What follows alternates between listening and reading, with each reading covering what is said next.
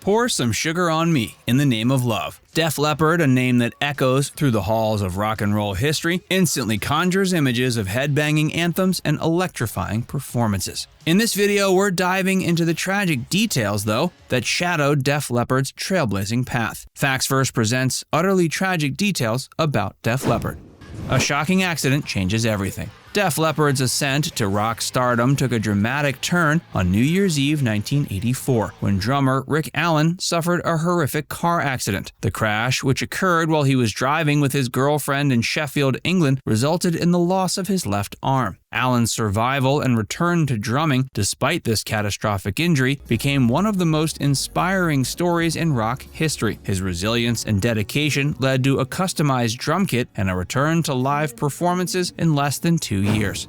The dark side of recovery. Rick Allen's recovery spoke volumes to his resilience, but it also masked a darker struggle. After his incident, he channeled all his energy into returning to music, a move that seemed inspired but had underlying issues. He avoided confronting his emotional and psychological trauma, leading to a downward spiral. Allen's coping mechanism became alcohol, and as his dependence grew, it started affecting his personal life and relationships. The culmination of these struggles was a domestic abuse charge in 1997, a wake-up call that led him to reassess his life. It wasn't until the early 2000s, nearly 2 decades after his accident, that Allen began to confront his inner demons. His journey towards healing was significantly aided by Lauren Monroe, a healing therapist who would later become his wife. Together, they embarked on a path of recovery, focusing on holistic healing and emotional well-being. Allen's story of overcoming his struggles with addiction and finding peace is a crucial chapter in the Def Leppard saga. The cursed recording of Hysteria. The journey to create Hysteria was nothing short of tumultuous. After the roaring success of Pyromania, expectations were sky high, and the pressure was immense. The initial phase of recording was marred by creative differences and Mutt Lange's unexpected departure due to physical and mental exhaustion. The band's attempt to work with Jim Steinman, known for his work with Meatloaf, proved incompatible with their style, leading to scrapped sessions. Rick Allen's devastating car accident added to the delays, with the band firmly deciding to wait for his recovery. Mutt Lange's return to the project brought a fresh perspective, but with a daunting requirement: to start from scratch. This decision pushed the band to the edge financially, as breaking even required multi-million album sales.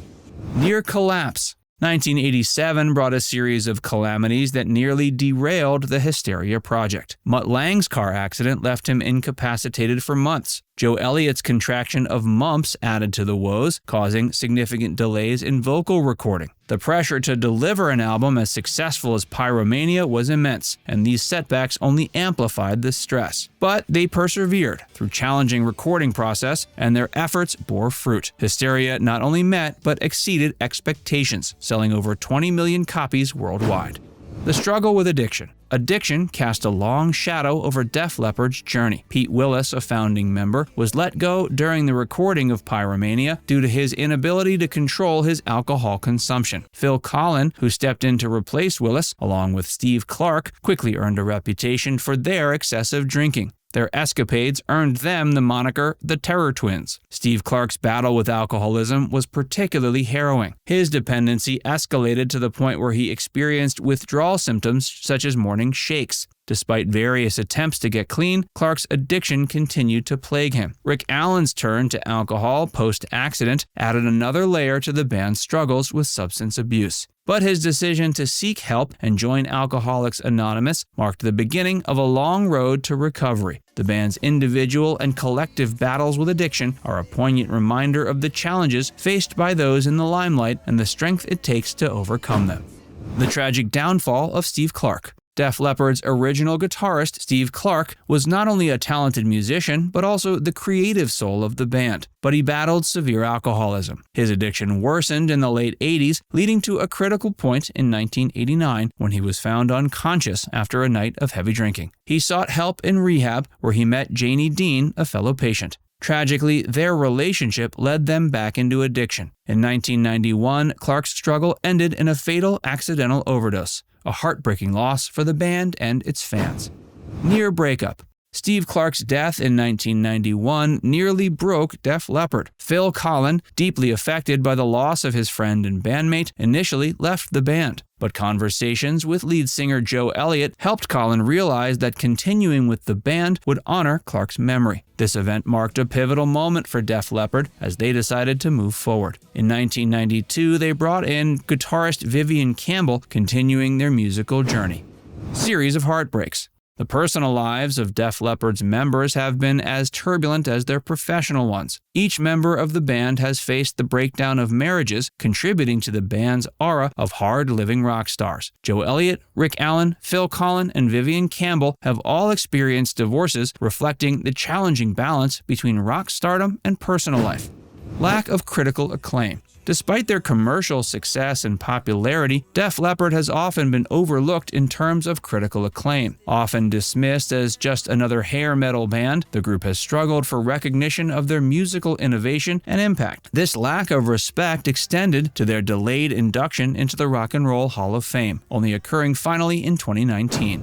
Vivian Campbell's battle with cancer. Vivian Campbell, who joined in 1992, was diagnosed with Hodgkin's lymphoma in 2013. His battle with cancer has been ongoing, including chemotherapy and a failed stem cell transplant. Despite these challenges, Campbell has continued to fight the disease with new treatments, including immunotherapy, which has helped keep his cancer in check. Embarking on a new era. With the release of their 12th studio album, Diamond Star Halos, Def Leppard embraced their glam rock roots more explicitly than ever. The album, a blend of stadium anthems and a tribute to their 70s influences, marked a full-circle moment for the band. Not only did it pay homage to their early inspirations like Mark Bolan and T-Rex, but it also reflected the evolution of their sound over the decades.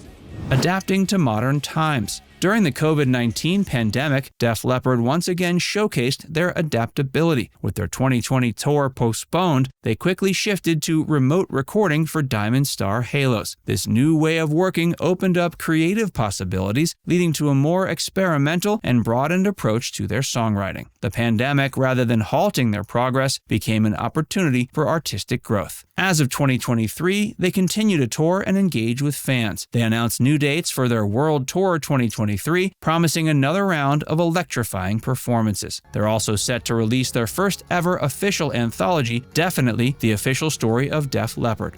Now it's time to hear from you. Let us know your favorite Def Leppard songs in the comments.